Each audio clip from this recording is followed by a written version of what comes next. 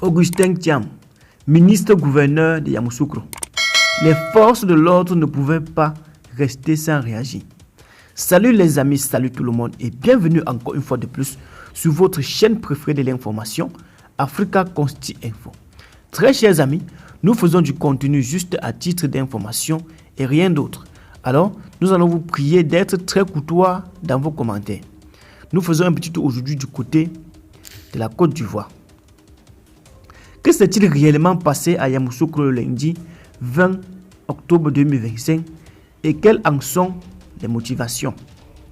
À cette info, le ministre-gouverneur de cette localité, Augustin Thiam, revient sur les faits ce mardi 21 octobre 2025.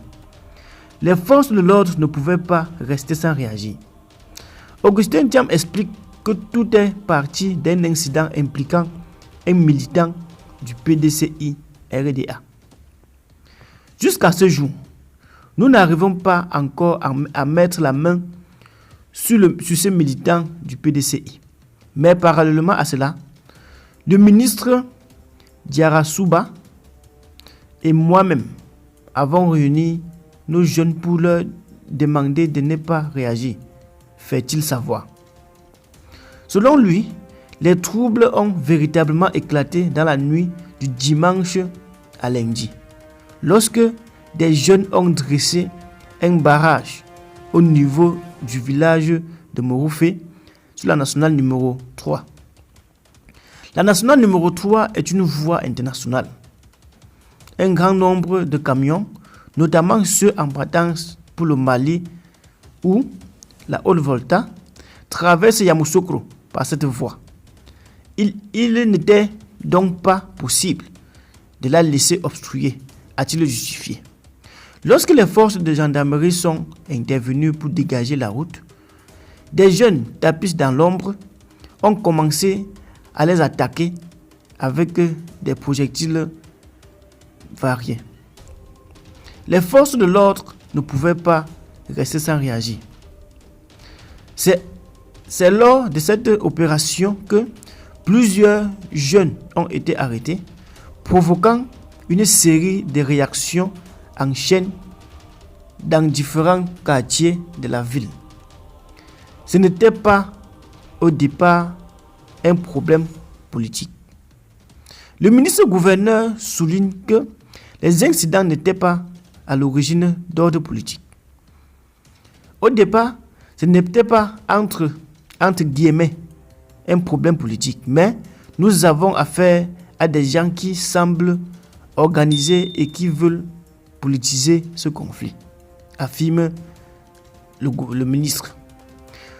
Nous essayons de nous y opposer, a-t-il précisé, tout en insistant sur la nécessité d'éviter toute récupération à des fins électoralistes à quelques jours du scrutin présidentiel du 25 octobre.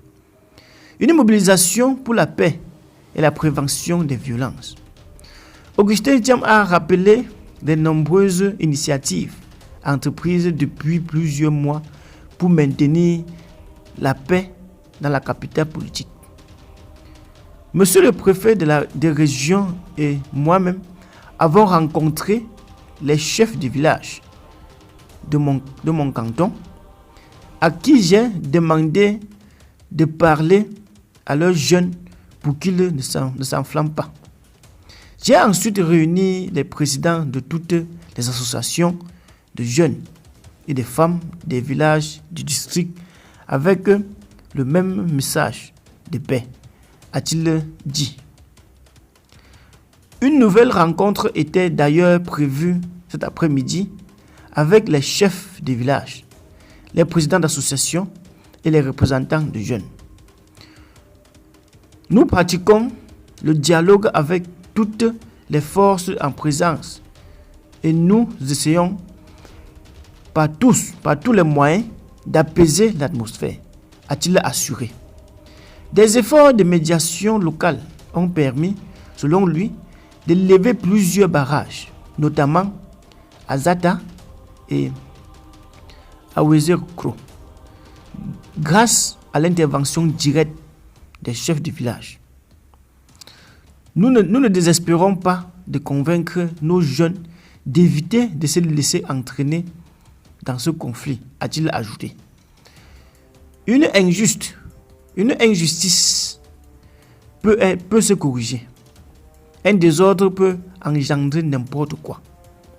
Fidèle à sa philosophie du père fondateur de la nation, le ministre-gouverneur rappelle la célèbre maxime du président Félix Houphouët: je préfère l'injustice au désordre.